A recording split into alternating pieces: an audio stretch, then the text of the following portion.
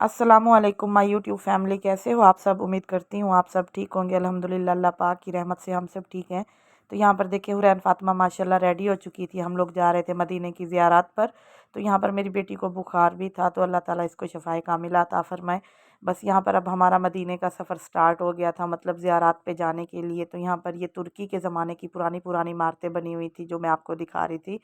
उसके बाद यहाँ पर ये मस्जिद बिलाल है, जो हज़रत बिलाल रज़ी अल्लाह तआला अन्हो के नाम से मंसूब की गई है। तो यहाँ पर देखें, ये जो है ना, ये वाइट कलर की सब्ज़ गुंबद सा ऊपर बना हुआ है, तो ये मस्जिद बिलाल है। उसके बाद जो है यहाँ पे अब हम पहुँच चुके थे ओहद के मैदान में, जहाँ पर इस्लाम की दूसरी बड़ी जंग हुई थी, ग़ज़वा ओहद जिसको कहते हैं। तो पहली जो थी वो ग़ज़वा बदर थी, वो मदीना से थोड़ा सा बाहर है, तो वो इंशाल्लाह वो भी मैं अपने व्लॉग में आपके साथ शेयर करूँगी।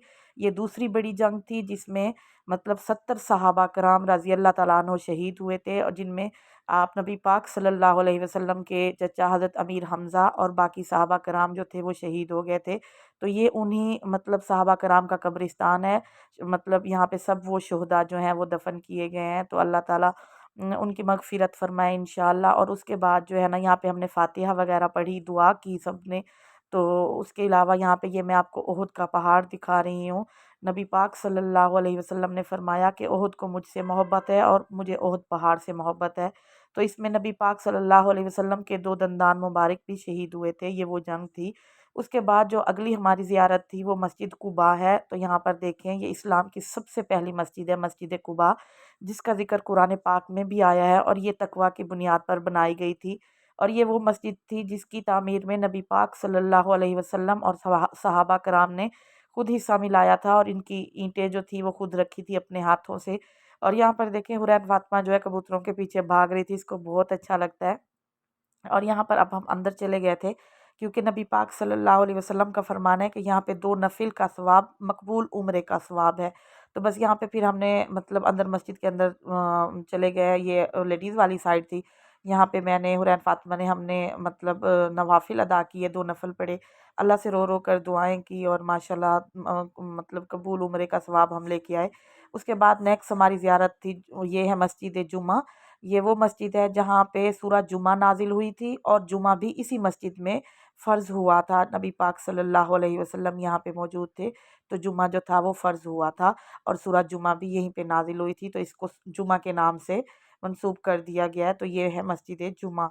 उसके अलावा ये वो जगह है जब नबी पाक सल्लल्लाहु अलैहि वसल्लम मदीना हिजरत करके आए थे, तो अंसार की छोटी छोटी बच्चियों ने जो थी यहाँ पे दफ भी बजाई थी, और आप सल्लल्लाहु अलैहि वसल्लम का इस्तकबाल किया था।